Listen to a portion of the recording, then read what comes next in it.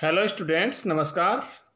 चलिए अब हम देखते हैं एनसीईआरटी की कक्षा 12 अनिवार्य हिंदी की पाठ्य पुस्तक आरोह भाग 2 के अध्याय 6 शमशेर बहादुर सिंह को, और उनकी जो कविता है उसे हम यहाँ पढ़ेंगे। उषा कविता का नाम है उषा, और यहाँ जो कवि हैं वो हैं शमशेर बहादुर सिंह। तो शमशेर बहादुर सिंह जो कवि हैं उनका जन्म है 13 जनवरी सन 1911 को देहरादून उत्तर प्रदेश में, और प्रकाशित इनकी रचनाएं हैं कुछ कविताएं, कुछ और कविताएं। चुका भी हूँ नहीं मैं, इतने पास अपने बात बोलेगी, काल तुझसे होड़ है मेरी, काल तुझसे होड़ है मेरी। उर्दू हिंदी कोश का इन्होंने संपादन किया। तो ये इनकी प्रमुख रचनाएं हैं, और इनको साहित्य अकादमी और कबीर सम्मान सहित अनेक पुरस्कार इनको प्राप्त हुए। 1993 में अहमदाबाद में इनका निधन हुआ। तो 1911 में इनका जन्म है, 1993 में इनका निधन है। कुछ कविताएं, कुछ और कविताएं, चुका भी नहीं हूं मैं, इतने पास अपने, बात बोलेगी, काल तुझसे होड़ है मेरी, ये इनकी प्रमुख रचनाएं हैं।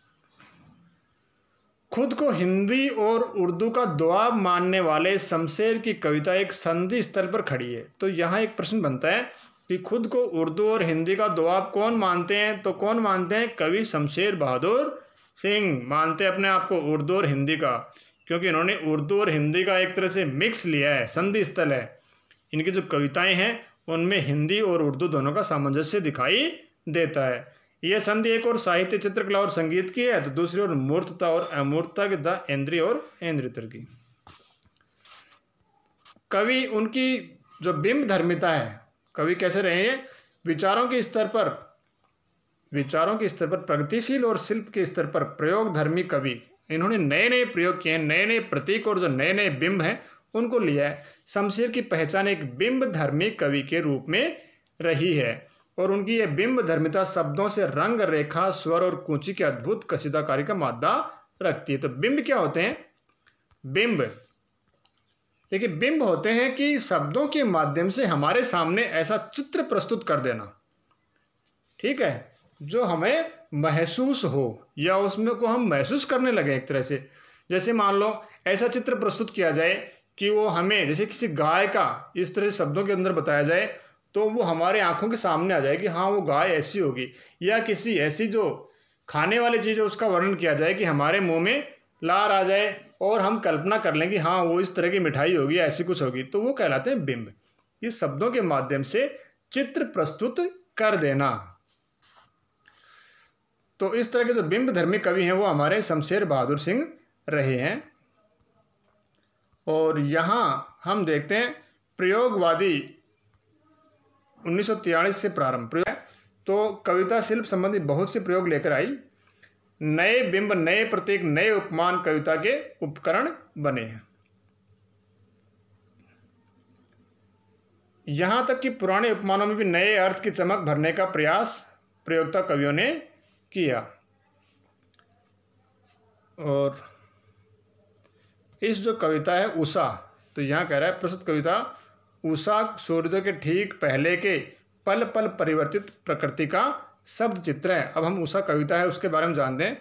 शमशेर ऐसे बिंब धर्मी कवि हैं जिन्होंने प्रकृति की गति को शब्दों में बांधने का अद्भुत प्रयास किया है। ये कविता भी इसका उदाहरण प्रस्तुत करती है।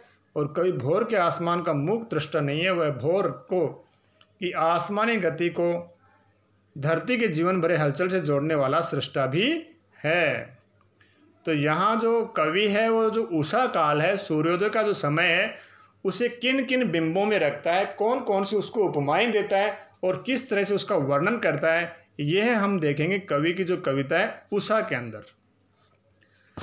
कवि कहते हैं, प्रात नभ था बहुत नीला शंख जैसे, भोर का नभ, राख से लिपा हुआ चौका, अभी गीला पड़ा है, बहुत काली सिल जरा से लाल केसर से कि जैसे धुल गई हो, स्लेट पर या लाल खड़िया चाक मल दी हो किसी ने, नील जल में या किसी की गोर झिलमिल देह जैसे हिल रही हो, और जादू टूटता है इस उषा का, अब सूर्योदय हो रहा है। तो ये हमने कविता का वाचन किया। अब इसकी व्याख्या देख लेते हैं। कवि कह रहे कि प्रात नभ था बहुत नीला शंख जैसा, नीला शंख जैसा, कवि जो सुबह का जो आकाश है उसे नीले शंख की उपमा देता है। तो यहाँ उपमा अलंकार भी है। भोर का नभ कि सूर्योदय से जो पहले है उस समय का जो आकाश था वो बहुत ही नीले रंग का दिखाई दे रहा है। ऐसा लग रहा था जैसे कोई नीला शंख हो, अर्थात नीले शंख के समान गहरा नीला प्रातःकालीन का आकाश था। उसके बाद में क्या हुआ, भोर का नभ कि जब भोर हुई तो भोर के समय नीला रंग थोड़ा मंद पड़ गया। कह रहा है कि राख से लिपा हुआ चौका कि जो ही भोर होती है, भोर से पहले का जो सूर्य वो जो आकाश है वो तो बहुत नीला है शंख के समान, और जो ही भोर हुई तो जो रंग है वो थोड़ा फीका पड़ा और राख के जैसा हो गया। ऐसा लग रहा है कि किसी ने क्या कर दिया हो, आकाश को लीप दिया हो, कि जो राख से लिपा हुआ चौका कि अभी अभी लेप लगाया हो, लेव लगाया हो किसका, राख का, और अभी क्या है, गीला पड़ा है। गीला क्यों पड़ा है, क्योंकि जो अभी ओस है वो गिर रही है, धरती के ऊपर नमी छाई हुई है। तो यहाँ कवि ने उसको भी क्या कहा है कि ऐसा जो चौका है जिस पर अभी अभी लेप किया है और वो अभी गीला पड़ा हो। कवि आगे उपमा देता है, आगे क्या होता है, बहुत काली सिल जरा से, क्योंकि जो ही सूर्य उदय होने वाला होता है और पूर्व दिशा में जब थोड़ी लाली छाती है तो कवि कह रहा है कि बहुत काली सिल जरा से, कि जो आसमान है वो ऐसा लग रहा है अब कि आसमान का रंग काला हो रहा है, और जो सूर्य के उदय होने के कारण से थोड़ी लालिमा छा गई आसमान पर कि जैसे धुल गई हो, कि जैसे बहुत बड़ी एक जो लंबी काली सिल है उस काली सिल को किससे धो दिया गया हो, लाल केसर से, और उसकी जो लालिमा है वो उसके ऊपर अभी भी छाई हुई है। अर्थात सूर्य अब उदय होने वाला ही है, वो अपनी जो किरणें हैं वो बिखेरने वाला है। स्लेट पर या लाल खड़िया चाक मल दी हो किसी ने, कि जो स्लेट है बच्चे पढ़ते हैं ना, तो जो स्लेट है कि इस स्लेट पर क्या मल दिया है किसी ने, लाल खड़िया रंग की जो चाक है, तो लाल रंग की जो खड़िया चाक है वो किसी ने मल दी हो। अर्थात अब पूरे के पूरे आसमान पर क्या छा गई है, लाली छा गई है। नील जगल में या किसी की गोर झिलमिल दे, कि अब परिवर्तन होते ही जाते हैं, अर्थात सुबह के समय काफ़ी परिवर्तन होते हैं उषा काल में।